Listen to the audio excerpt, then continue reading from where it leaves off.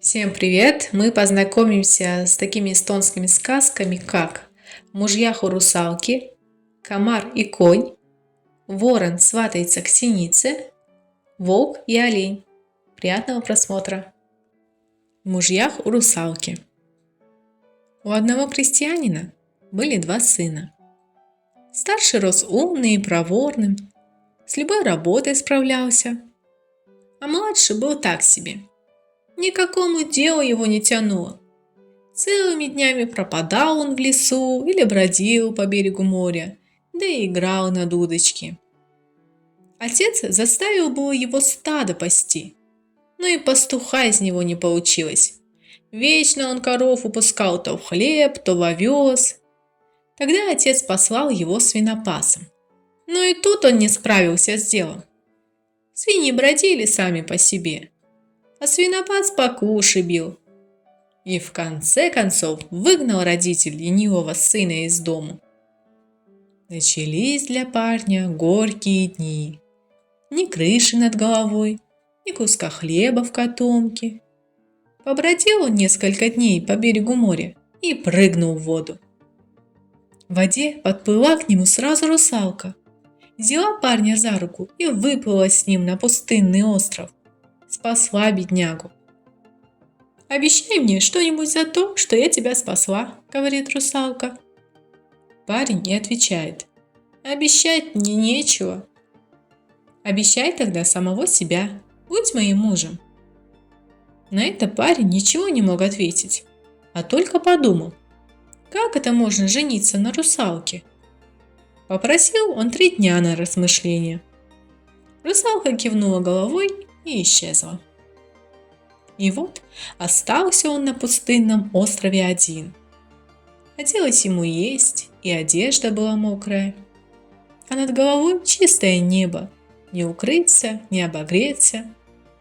2 дня парень крепился, а на 3-й начал раскаиваться, что сразу не согласился стать мужем русалки. Тут появилась русалка и спросила: «Ну как, берешь меня в жены?» Парень сразу согласился. И вдруг мигом все вокруг изменилось.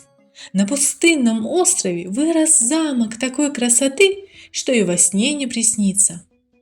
А в нем чудесные стулья и диваны, пол такой скользкий, что и ходить по нему не знаешь как. На круглом столе расставлены дорогие яства. Слуги придвинули к столу 2 резных стула для жениха и для невесты. Откуда-то появились люди и тоже сели за стол. Это были подданные русалки. Справили парень и русалка свадьбу. Настала у парня веселая жизнь. Делать ничего не надо, играет целыми днями на своей дудочке. Но вот парень начал примечать, что жена его каждый четверг куда-то исчезает. Сперва он ничего не говорил, но потом решил спросить жену, куда она уходит. Но русалка не объяснила, куда и зачем она уходит каждый четверг. Больше того, строго-настрого наказала: «Никогда не подсматривай за мной, а то и тебе здесь не жить, и мне вечно горевать». Парень сначала послушался, не подсматривал за женой, но потом все же начал беспокоиться, что она по четвергам делает, с кем водится. А уходила она в одну комнату и там запиралась со своими служанками. Парень это заметил, и ему очень захотелось заглянуть туда. Просверлил он дыру в стене, и когда в четверг она снова исчезла за дверью, стал в эту дыру подсматривать. Но там не было ничего интересного. Посреди комнаты стояла золотая ванна, в ней служанки мыли его жену, и больше ничего. «Странно», – подумал муж, – «что ж тут такого?» Вечером жена появилась в траурном платье, печальная и недовольная. «Что ты наделал? Почему не послушался меня? Теперь тебе здесь не жить, а мне вечно горевать по тебе. Уходи!» Как не упрашивал ее муж, чтоб позволила ему хотя бы до утра остаться, жена не согласилась. Не успел парень опомниться, как чудесный замок исчез, а сам он опять оказался в лохмотьях пастуха на пустынном острове. Русалка подхватила его и подплыла с ним к берегу. Оставила его там, а сама исчезла. Очутился парень на своем берегу и понять ничего не может. Долго сидел у моря, потом поплелся к дому. Приходит на хутор и видит, все не так, как раньше было, и дома другие, и люди не те. Спросил он про своих отца и мать. Никто ничего ему сказать не может. О них и слышать не слышали. Начали их имена искать в старых церковных книгах и установили, что вот уже 300 лет, как нет их в живых. И только сказали об этом парню, как он сразу умер, и тело его рассыпалось в прах. Комар и конь. Конь пасся в поле. Прилетел к нему комар. Конь его не заметил. И тогда комар спросил: «Не видишь, конь? Это я прилетел». «Теперь вижу», — говорит конь. Начал комар коня разглядывать. На хвост посмотрел, на спину, на копыта, на шею и на оба уха по очереди. Посмотрел и головой комариной покачал. «Ну и здоров же ты, брат». «Да уж, не маленький», — мотнул кривой конь. «Я куда меньше. Меньше. Небось и силы у тебя хватает?» «Хватает. Небось и мухи с тобой не сладят?» «Где им?» «И даже слепни?» «И слепни не сладят». «Оводом и то тебя не одолеть?» «Нет, не одолеть». Понравилось комару, что конь такой сильный. «Я-то ведь еще сильнее», — подумал комар, и грудку свою расправил. «Хоть и большой, ты, — говорит, — и сильный, а мы, комары, еще сильнее. Как накинемся, живого места не останется. Мы тебя победим». «Не победите», — говорит конь. «А вот победим», — говорит комар. «А вот и нет», — говорит конь. Спорили они час, спорили два, никто уступать не хочет. Тогда конь и говорит: «К чему зря спорить? Давай лучше силами померимся». «Давай», — обрадовался комар. Взлетел он с коня и тонкий пронзительный клич кинул: «Эй, комарье, лети сюда!» И сколько тут комаров налетело! Из березняка, из ельника, из болота, из пруда, из речки.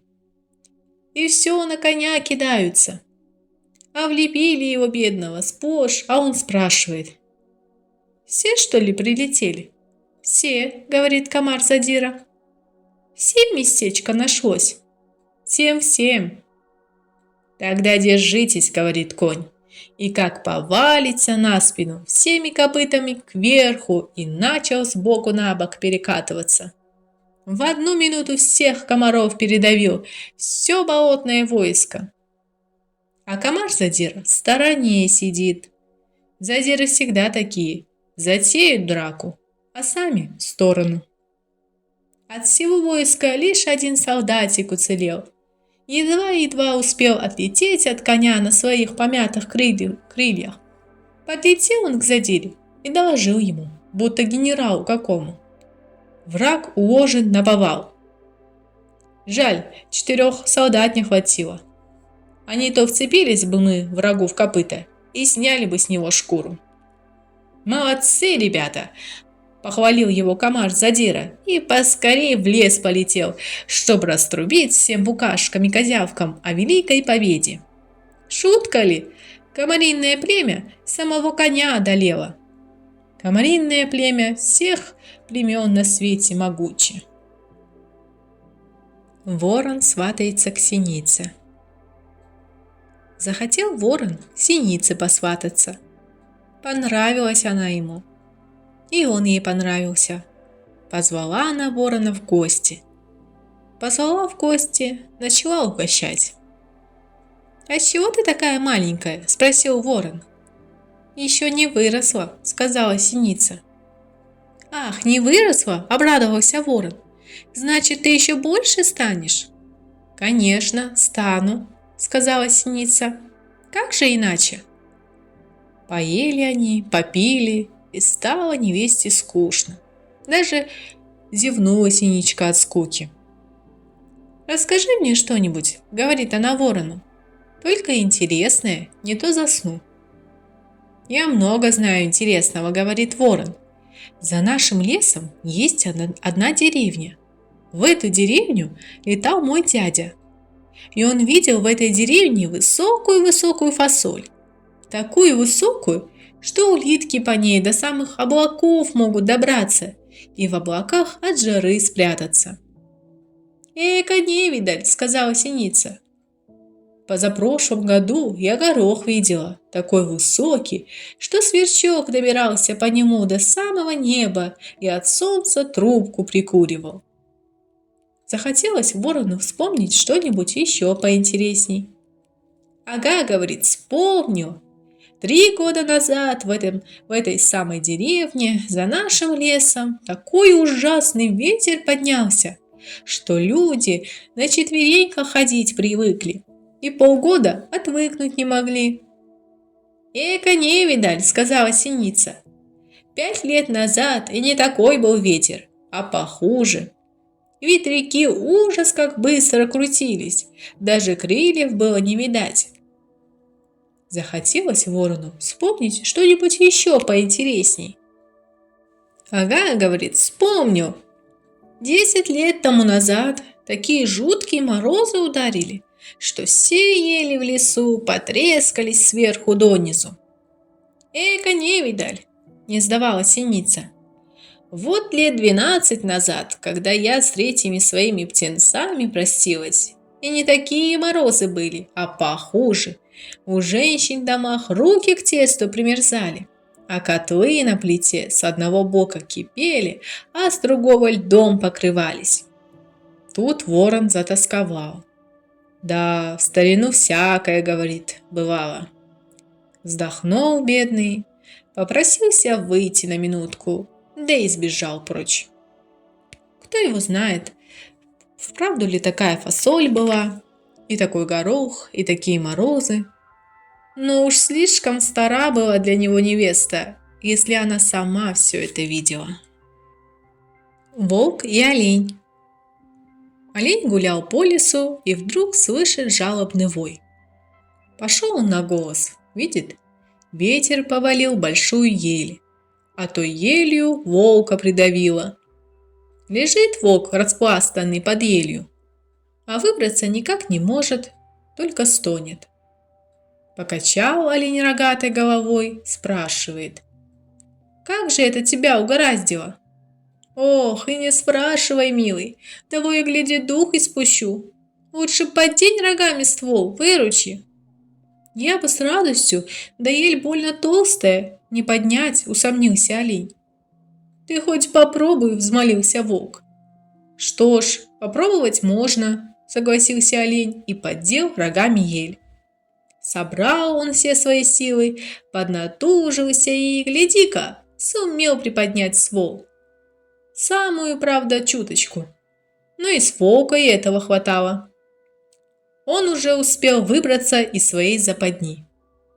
«Да чего же я сильно!» — обрадовался олень.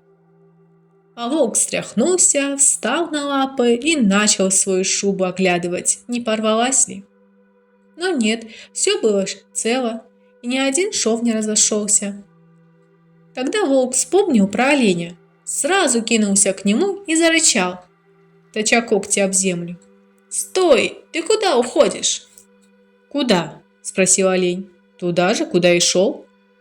«Не с места!» – зарычал волк. «Я должен тебя съесть. Олени всегда были моей добычей».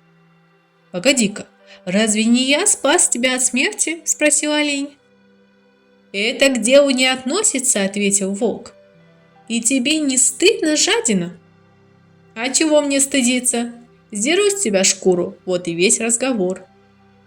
Олень не мог согласиться с волком, и они долго еще спорили. Спорили, но так и ни до чего и не доспорились. И тогда олень предложил: Пусть нас кто-нибудь рассудит, тогда мы и узнаем, кто прав. Волк только обрадовался. Согласен. А сам думает: мне же лучше, я и оленя съем, и судью в придачу. Весь день они судью искали и только к вечеру нашли. Это был старик-медведь. Он шел в деревню, чтобы раздобыть на пасеке меда для своей молодой медведицы. Слегка поворчав, он все же терпеливо выслушал и волка, и оленя. А выслушав, сунул в пасть лапу и задумался. Но придумать ничего не сумел. «Не знаю, как с вами и быть», — говорит. «Пожалуй, надо посмотреть, где все это случилось». Волк с оленем повели его к поваленной ели. Обошел медведь вокруг ели и опять задумался.